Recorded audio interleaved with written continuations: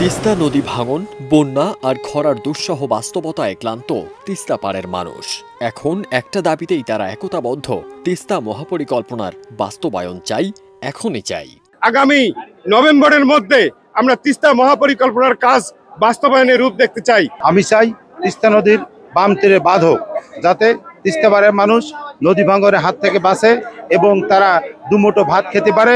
জাগো বাহে তিস্তা বাঁচাই স্লোগানে ৯ অক্টোবর বিকেলে তিস্তা ব্যারেজ সংলগ্ন হাতীবান্ধা উপজেলার হেলিপ্যাড মাঠে বিশাল গণমিছিল ও গণসমাবেশ অনুষ্ঠিত হয়।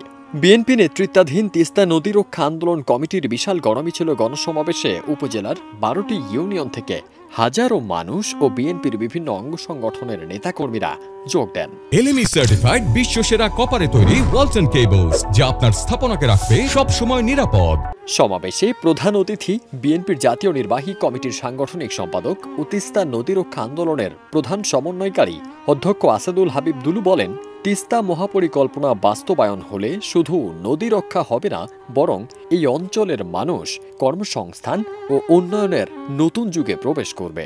কিন্তু ১৬ বছর ধরে ক্ষমতায় থাকা সরকার তিস্তার জন্য কিছুই করেনি।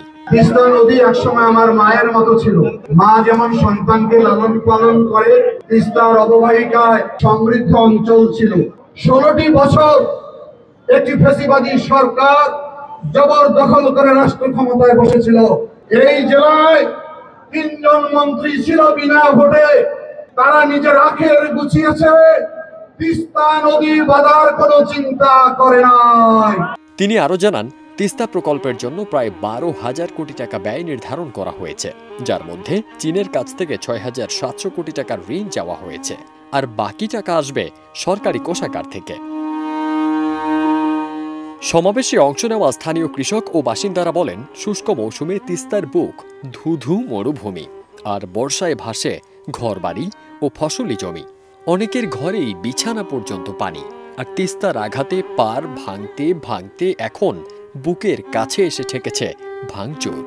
ভাঙনবাসীরা চান স্থায়ী বাঁধ, চান নদীর পানি ব্যবস্থাপনার নিশ্চয়তা। আমরা তিস্তা পাড়ের মানুষ পানির তলত ডুবি ডুবি খাচ্ছি, আমরা বাঁধ চাই। তিস্তা পাড়ের মানুষের এই ন্যায্য দাবির কথা সারা বিশ্বকে জানাতে আগামী ১৬ অক্টোবর সন্ধ্যায় তিস্তা পাড়ের ৫ জেলায় ১৩০ কিলোমিটার জুড়ে একযোগে মশাল প্রজ্বলনের ঘোষণা দেন সমাবেশের নেতারা।